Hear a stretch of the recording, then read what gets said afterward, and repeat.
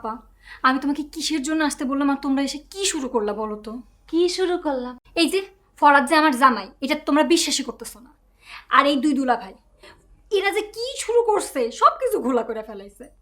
একজন তো বলে এ নাকি মেকআপ দিচ্ছে, আর একজন তো বলে এই ছোট ভাই। ও আপা, তোমরা এগুলি কি করতেছো? এই তুই বেশি বুঝস। দুনিয়া সম্পর্কে কোনো আইডিয়া আছে?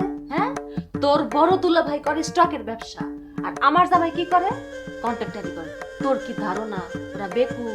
আমি কি বলছি তারা বেকু? কিন্তু তারা যা শুরু করছে তা যদি গ্রামের মানুষ জানে তা তো হাসাহাসি করবো। আর তাছাড়া তুমি তো আমাকে বিশ্বাস করো না, আগেও করো নাই, এখনো করতেছো না।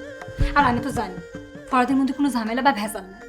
তোর এত সার্টিফিকেট দেওয়া লাগবে না। হ্যাঁ শোন, দুনিয়া এত সহজ না। সিনেমাতে শুধু না, পত্রিকাতেও লেখা থাকে যে এক ভাই আর এক ভাইয়ের সম্পত্তির কারণে মাইরা ফেলতেছে। এই সিনেমা তোর দুলা ভাই দেখছে, বিষয়টা সত্যি হতে পারে, তাই না? আর আমিও তো দেখছি তোর জামাই কয়দিন আগেই বইরা খাটাচ্ছিল। এখন কি, এখন আমাকেও জামাইয়ের থেকেও দেখি বয়স কম কেমনে? হ্যাঁ, সেটা চিন্তার না? করো, তোমাদের যা মন চাই তাই করো। আসলে আমি যে কি কারণে তোমাদের আনলাম, তোমাদের যে কারণে আনছে সেটা তোমরা করতেছো না, তোমরা আর এক জিনিস করতেছো। তোমরা তাই আগেও বিশ্বাস করো নাই, এখনো বিশ্বাস করতেছো না। বন্ধু এই দেখো এ বৌমা, হ্যাঁ তুই বউ আগে শান্তি মতো বল। এ বৌমা, তোমার দুলাভাইরা এতে কি শুরু হচ্ছে? হ্যাঁ, আমার বোন এম্বা নাজেহাল করতেছে। কি করছে এটা? কি করছে না মানে কি? হ্যাঁ, এরা তো এরা পাল লেগে ফানি চুবা, আর আতর সামনে যদি কিছু তো পাইতো গোশের সামনে সামনে উড়াই লইল। আটটি এম্বা টানছে, দেখছো কিরম বেতাটা পাইছে? আটটি দিয়ে ছুটাই লইলে। খালা বাদ দাও না, কি তেমন কিছু, চুপচাপ থাকো না। আরে কে বাদ দিতাম? হ্যাঁ, আমার বন্ধুটা আমি কত আদর করে মানুষ করছি। মাটিতে রাখছি না ফেফরাত খাইবো, মাথাতে রাখছি না উনে খাইবো। আমি তো যত্ন কম করছি, আর যত নিউমোনিয়া হয়ে ফেললে এই ফসা পানি যদি ডুবাইতো। না মানে অন্য কিছু না, আপনার দুলাভাইরা একটা চেষ্টা করতে চাচ্ছিল, মানে আসলে বাদ দাও না, কেন মনে হবে? কি বলছো তুমি? আরে কে রে বাদ দিতাম? আর যদি এই ফসা পানি ডুবাইতো নিউমোনিয়া হইল না। আর বাচ্চা গেছে কে রে? আমার না এর লেগা। হ্যাঁ, রুমাল লাগিয়ে তো বাচ্চে, নাহলে তার যখন কামড়ে হাসপাতালে হয়ে যান লাগলো রে।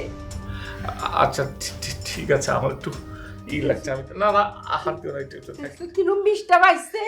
হ্যাঁ, ভালো করে মালিশ করো আর গরম পানি দিয়ে সেক দাও। থ্যাংক ইউ কালা, থ্যাংক ইউ।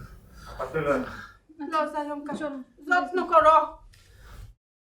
কিরে মিষ্টির কত লইছো? 2.5 কেজি দিছি ভাই। 2.5 কেজি কিনলাই?